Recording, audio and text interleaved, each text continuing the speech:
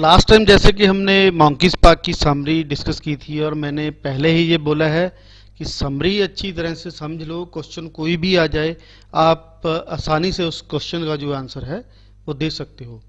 आज मैं आपके साथ कुछ अदर क्वेश्चन डिस्कस करूंगा, इंपॉर्टेंट क्वेश्चन जो एग्जाम में पूछे जा सकते हैं। और अगर आपको समरी पता है तो वो आपके लिए वो क्वेश्चंस बिल्कुल इजी हैं, वो आपको ज़्यादा वो है डेप्थ में जाने की ज़रूरत नहीं है उनमें। तो मैं स्टार्ट कर रहा हूँ। हु रोड द मंकीज पा, हमने पहले ही बोला है कि डब्ल्यू जैकब्स। जब हमने समरी पढ़ी थी तब भी हमने ये पढ़ा था कि monkey's paw story has been written by W Jacobs. And next जो क्वेश्चन है वो समरी हमने ऑलरेडी कर ही ली है, लास्ट वीडियो में हमने इसे कवर कर लिया है। उसके बाद कुछ करेक्टर स्केच हैं, जैसे describe the character of Mrs white. Mrs white का करेक्टर स्केच लिखिए।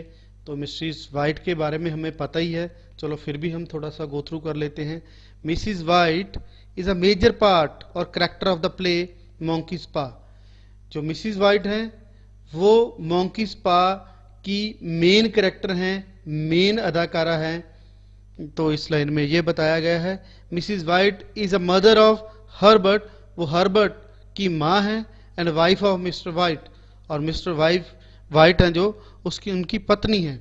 Mrs white, sorry Mrs white is an intelligent, वो एक इंटेलिजेंट एंड पैशनेट, हर चीज को प्राप्त करने के लिए उत्सुक रहने वाली जो लेडी हैं वुमेन है।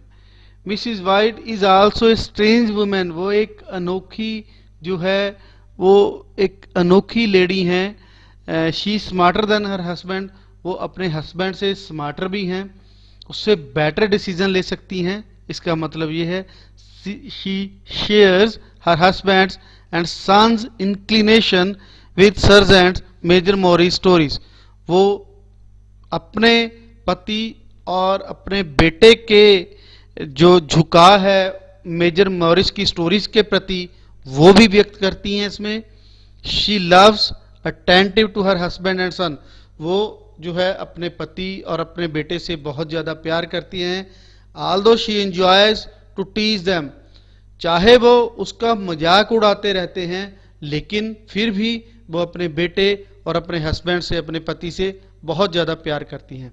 But she is far less trusting than her husband indeed, पर असल में वो जल्दी जल्दी किसी की बात पे विश्वास नहीं करती, वो जल्दी जल्दी किसी की बात पे विश्वास नहीं करती। ये देखा जा सकता है कहानी में कि जब मेजर मॉरिस मंकी पा की स्टोरी सुनाते हैं तो सबसे ज़्यादा जो विश्वास करता है वो मिस्टर वाइट हैं, उसके बाद जो है उसकी पत्नी उसको विश्वास करती है, वो इतनी जल्दी किसी चीज़ पे विश्वास नहीं करती। तो आगे हम चलते हैं। Her only son Herbert's death hurts Mrs White, जो सबसे ज़्यादा दुख पहुंचाया है मिसिज वाइट को वो उनके इकलौते बेटे की डेथ ने जो है उनको बहुत ज़्यादा जो है हर्ट किया है, दुखित किया है। And she forces her husband, इसीलिए वो अपने हस्बैंड को फोर्स करती है to wish to bring Herbert's back in their life, कि वो विश मांगे, अपनी सेकंड विश मांगे हर्बर्ट को वापस लाने के लिए, क्योंकि after the death of her son, वो अपने पुत्र की मृत्यु के बाद she still changes from an intelligent, वो इंटेलिजेंट लेडी से, एक समझदार लेडी से, एक self possessed women into a weeping mourner, एक मातम में छाई हुई लड़की, एक सिर्फ अपना ही सोचने वाली सेल्फ पजेस्ड जो वुमेन है, जो लेडी हैं, वो बन गई हैं। तो ये था मिसिज वाइट का करेक्टर स्केच। तो नेक्स्ट क्वेश्चन हम देखते हैं। नेक्स्ट क्वेश्चन हमें एग्जाम में जो पूछा जा सकता है, what was the reason behind the transformation of Herbert, कि जो हर्बर्ट है मिस्टर वाइट का जो सन है हर्बर्ट, उसका डिसीजन कैसे चेंज हुआ, यह हर्बर्ट वाइट का जो है करेक्टर स्केच बताइए। तो सारी कहानी में जो करेक्टर है वो बहुत ही gentle, happy and devoted man का है। The possible transformation of Herbert White from gentle happy and devoted man into a threatening monster. Threatening monster, एक गुस्से वाला जो बंदा है वो कैसे वो ट्रांसफर हुआ उस कैरेक्टर में, is the central horror of the monkey spa. In the beginning of the task Herbert wise was not believing in monkey's spa. शुरू में वो बिल्कुल भी यकीन नहीं करता. जब मॉरिस जो हैं वो मंकी स्पा की कहानी सुनाते हैं मिस्टर वाइट को, तो वो बिल्कुल यकीन नहीं करता, क्योंकि वो आज का लड़का है, तो वो जो है बिल्कुल उस चीज पे यकीन नहीं करता. Herbert White believes that sergeant major Morris stories are nothing. और उसे यकीन है कि जो मेजर मॉरिस हैं उनकी स्टोरीज कुछ नहीं है but a pack of tall tales. जो एक लंबी स्टोरीज हैं वो उसका एक बंच है, एक पैकेट है. And threats the monkey spa in an irrelevant humour. और वो जो है वो इररेलेवेंट तरीके से उसका मजाक उड़ाता है कि ये स्टोरी सही नहीं हो सकती, ये सही नहीं हो सकता. पर चेंज कैसे होता है ये क्वेश्चन में भी हमें पूछा गया है. आफ्टर दिस, इसके बाद भी, ही सजेस्ट हिज फादर, वो अपने फादर को एक सजेस्ट करता है टू विश फॉर 200 पाउंड्स, कि 200 पाउंड्स की हमें जरूरत है क्योंकि हमने लोन लिया हुआ है, उसकी किस्त देनी है, टू पे ऑफ द मॉर्गेज. तो वो कहता है कि आप 200 पाउंड्स मांग लो. सनी डाउटफुल क्वालिटी, ये जो सनी क्वालिटी है, ये जो मजाकिया क्वालिटी है, जो डाउटफुल क्वालिटी है हर्बर्ट की nature, make this eventually transformation induced by father's wish more horrifying. ये हमें और भी जो डरावना जो दिखाती है उसके चित्रण को. तो अगला क्वेश्चन हम डिस्कस करते हैं. What was the reason of White's downfall. White के जो मिस्टर वाइट थे उनकी डाउनफॉल का क्या कारण था. तो उनकी डाउनफॉल का कारण हमें पता ही है कि उनके पास जो था उससे ज्यादा प्राप्त करने की जो इच्छा थी वही उनके डाउनफॉल का कारण था. तो हम क्वेश्चन पढ़ते हैं. The White's downfall comes as a result of wishing for more than what actually needed. कि उनका जो उनके डाउनफॉल का कारण जो उनके पास था उससे ज्यादा पाने की इच्छा रखना ही उनके जो डाउनफॉल का वो कारण बना. Mister white has a happy family. जो मिस्टर वाइट थे वो एक खुश फैमिली में जी रहे थे, कंफर्टेबल होम में, और पूरे प्यार के साथ वो जी रहे थे. But he uses monkey's paw, लेकिन उसने जो है मंकी पा यूज किया to wish for money, money के लिए, that does not really need, उन्हें उस चीज की जरूरत नहीं थी. He wish for 200 pounds, he received 200 pound but after Herbert's death, परंतु उनके सन की मृत्यु के बाद जो है वो उन्हें मिला. नेक्स्ट क्वेश्चन जो एग्जाम में पूछा जा सकता है, ये क्वेश्चन 2 मार्क्स में पूछा जा सकता है. What led to Herbert White from gentle happy and devoted young man into a threatening monster. तो थ्रेटनिंग मॉन्स्टर एक गुस्से वाले जो कैरेक्टर है उसमें कैसे कन्वर्ट होते हैं, क्योंकि जब वो 200 पाउंड्स मांगते हैं उसके फादर और कुछ नहीं होता, तब वो गुस्सा करते हैं कि ये कुछ नहीं है, जस्ट एक बहम है, इन स्टोरीज में हमें नहीं पढ़ना चाहिए.